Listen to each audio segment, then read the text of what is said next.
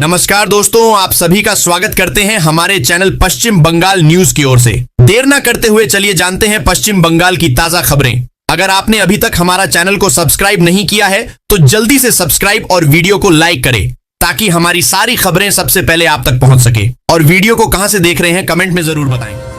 1 से 2 वर्ष में मजबूत होगी बंगाल की अर्थव्यवस्था, पुरुलिया में लगेगा 4000 करोड़ का स्टील प्लांट। शुभेंदु अधिकारी बंग के मुख्यमंत्री शुभेंदु अधिकारी ने बृहस्पतिवार को राज्य के आर्थिक परिदृश्य को लेकर बड़ा दावा किया। उन्होंने कहा कि पश्चिम बंगाल की अर्थव्यवस्था अगले 1 से 2 वर्षों में पूरी तरह से मजबूत हो जाएगी। हर क्षेत्र में प्रदेश तेजी से तरक्की करेगा। कोलकाता के पूर्वी हिस्से में स्थित मिलन मेला मैदान में टेक्सटाइल एक्सपो का उद्घाटन करते हुए बंगाल के चीफ मिनिस्टर ने ये बातें कही। मुख्यमंत्री शुभेंदु अधिकारी ने एक बताया कि वे 17 अगस्त को पुरुलिया जिले में 4000 करोड़ रुपए की लागत से बनने वाले स्टील प्लांट की आधारशिला रखेंगे। उन्होंने कहा कि पश्चिम बंगाल में औद्योगिक विकास को गति देने के लिए हर महीने नई फैक्ट्रियों के शिलान्यास समारोह आयोजित किए जा रहे हैं। अभिषेक बनर्जी के निजी सचिव को राहत, सुप्रीम कोर्ट ने गिरफ्तारी पर लगाई रोक। टीएमसी के राष्ट्रीय महासचिव अभिषेक बनर्जी के निजी सचिव सुमित रॉय को कैश फॉर जॉब मामले में सुप्रीम कोर्ट से बड़ी राहत मिली है। शीर्ष अदालत ने उनकी गिरफ्तारी पर अंतरिम रोक लगाते हुए जांच में पूरा सहयोग करने का निर्देश दिया है। कोर्ट ने कहा कि सुमित रॉय जांच एजेंसी के समक्ष सुबह 10 बजे से शाम 6 बजे तक उपलब्ध रहेंगे। पुलिस उन्हें सरकारी जमीन पर कथित अवैध कब्जे और जालसाजी से जुड़े मामले में गिरफ्तार करना चाहती थी। सुप्रीम कोर्ट ने उन्हें हर हाल में जांच एजेंसी को सहयोग करने का निर्देश दिया है। कैश फॉर जॉब मामले में तृणमूल कांग्रेस के राष्ट्रीय महासचिव अभिषेक बनर्जी के निजी सचिव सुमित रॉयडी को सुप्रीम कोर्ट से फिलहाल राहत मिल गई है। शुभेंदु अधिकारी से मिले हुमायूं कबीर, अचानक हुई इस मुलाकात के क्या हैं कारण? हुमायूं कबीर ने मुख्यमंत्री शुभेंदु अधिकारी से मुलाकात की। उन्होंने मुख्यमंत्री के साथ अपनी एक तस्वीर साझा की। उन्होंने यह भी बताया कि वे उनसे क्यों मिले। उन्होंने मुलाकात के दौरान क्या कहा। विधानसभा में खड़े होकर मुख्यमंत्री शुभेंदु अधिकारी ने हुमायूं कबीर से कहा, मैं तुम्हें आखिरी बार चेतावनी दे रहा हूं, सुधर जाओ, तुम्हें सबक सिखाने का समय आ गया है।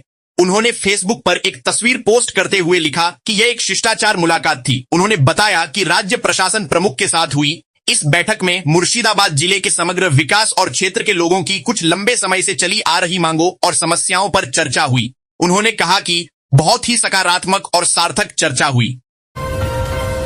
10 लाख लोगों को क्यों मिलेंगे 60 से 60 हजार रुपए? किस योजना के तहत सीधे अकाउंट में होंगे ट्रांसफर? पूरी डिटेल। पश्चिम बंगाल सरकार 6 अगस्त से राज्य की आवास योजना के तहत बड़ी राशि जारी करने जा रही है। सरकार पहले चरण में करीब 10 लाख लाभार्थी परिवारों के बैंक खातों में 60 से 60 हजार रुपए सीधे ट्रांसफर करेगी। यह राशि योजना की दूसरी किस्त के रूप में दी जाएगी। मुख्यमंत्री शुभेंदु अधिकारी नवान्ना सभागार में आयोजित कार्यक्रम से फंड ट्रांसफर की शुरुआत करेंगे।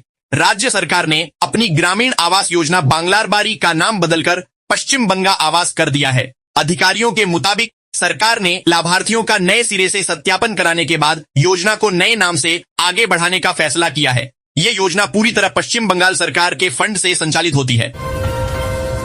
बुर्का मामले पर महुआ मोइत्रा ने दी कलकत्ता हाई कोर्ट को चुनौती, याचिका लेकर पहुंची सुप्रीम कोर्ट। सांसद महुआ मोइत्रा ने सुप्रीम कोर्ट का रुख किया है। उन्होंने कलकत्ता हाई कोर्ट के आदेश को चुनौती देते हुए सुप्रीम कोर्ट में याचिका दायर की है। हाल ही में महुआ के खिलाफ धार्मिक भावनाओं को ठेस पहुंचाने के आरोप में मामला दर्ज किया गया था। कलकत्ता हाई कोर्ट ने इस मामले में उन्हें सुरक्षा प्रदान की, लेकिन साथ ही यह भी कहा कि जांच जारी रहेगी।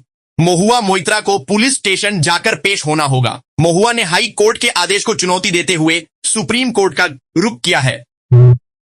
उनके मामले की सुनवाई अगले हफ्ते होने की संभावना है।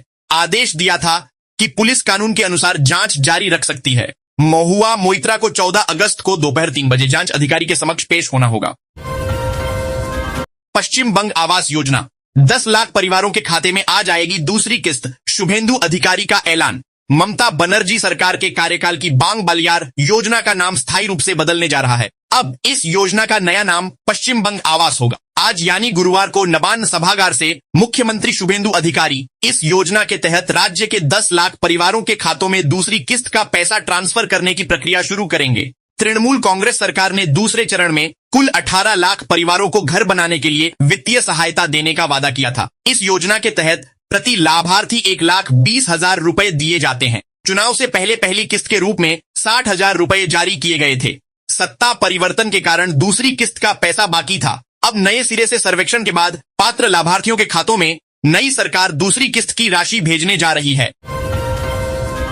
बंगाल में होगी जाति प्रमाण पत्रों की जांच, अब तक 45,000 लोग संदिग्ध सूची में। नई सरकार ने टीएम शासनकाल में जारी जाति प्रमाण पत्रों के संबंध में एक बड़ा कदम उठाया है। 45,000 से अधिक प्रमाण पत्र संदिग्ध सूची में हैं। पिछड़ा वर्ग कल्याण विभाग जारी जाति प्रमाण पत्रों का पुनः सत्यापन शुरू कर दिया है। नए प्रमाण पत्रों का भी सत्यापन हो रहा है। जांच के दौरान एक के बाद एक सनसनीखेज जानकारियां सामने आ रही हैं। नवन्ना सूत्रों के अनुसार अब तक कुल 1,22,117 जाति प्रमाण पत्रों का पुनः सत्यापन किया जा रहा है। इनमें से 76,750 प्रमाण पत्रों को विभाग द्वारा वैध घोषित किया जा चुका है।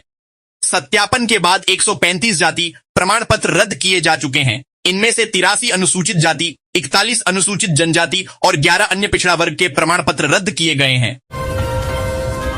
बंगाल में थम नहीं रही है जबरन वसूली, पुलिस विभाग से बेहद नाराज हैं दिलीप घोष। राज्य मंत्री दिलीप घोष ने जबरन वसूली के आरोप में पुलिस कर्मियों के ऊपर विभाग ने मुकदमा चलाया है। राज्य के पंचायत मंत्री ने आरोप लगाया है कि किसानों के काम के उपकरण 20,000 रुपए की दर से राज्य की सीमा से अंदर लाने की कोशिश की जा रही है। राज्य मंत्री दिलीप घोष पहले ही पार्टी के कुछ नेताओं और कार्यकर्ताओं के खिलाफ जबरन वसूली का मुद्दा उठा चुके हैं। अब राज्य पुलिस का एक हिस्सा भी उनके निशाने पर है। मंत्री का आरोप है कि किसानों को 20,000 टका की रिश्वत देकर सीमा से मशीनें लाने के लिए मजबूर किया जा रहा है। मंत्री का कहना है कि अन्य राज्यों से लाई गई मशीनरी के बंगाल में प्रवेश करने पर जबरन वसूली की जा रही है। पुलिस सरेआम रिश्वत वसूल रही हैं, एजेंसियां भी रिश्वत ले रही हैं। बंगाल बकाया डीए मामला, सुप्रीम कोर्ट ने मॉनिटरिंग कमेटी से 2 दिन में मांगी विस्तृत रिपोर्ट। पश्चिम बंगाल के सरकारी कर्मचारियों के बकाया महंगाई भत्ते को लेकर सुप्रीम कोर्ट ने एक महत्वपूर्ण निर्देश दिया है। शीर्ष अदालत द्वारा गठित मॉनिटरिंग कमेटी को अगले 2 दिनों के भीतर अपनी विस्तृत रिपोर्ट मामले से जुड़े सभी पक्षों को सौंपने का आदेश दिया गया है। सुप्रीम कोर्ट में इस हाई प्रोफाइल मामले की अगली सुनवाई 18 अगस्त को होगी, जहां राज्य सरकार के रुख और डीए समस्या के समाधान पर अंतिम रूप से विचार किया जाएगा। पश्चिम बंगाल डीए मामले के मूल फैसले में सुप्रीम कोर्ट ने कहा था कि राज्य सरकार को कर्मचारियों का पूरा बकाया डीए चुकता करना होगा। अदालत ने बकाया डीए का 25% हिस्सा तुरंत भुगतान करने का निर्देश दिया था। खनन परियोजनाओं में आदिवासियों के हितों की रक्षा करने में नाकाम रही ममता बनर्जी सरकार।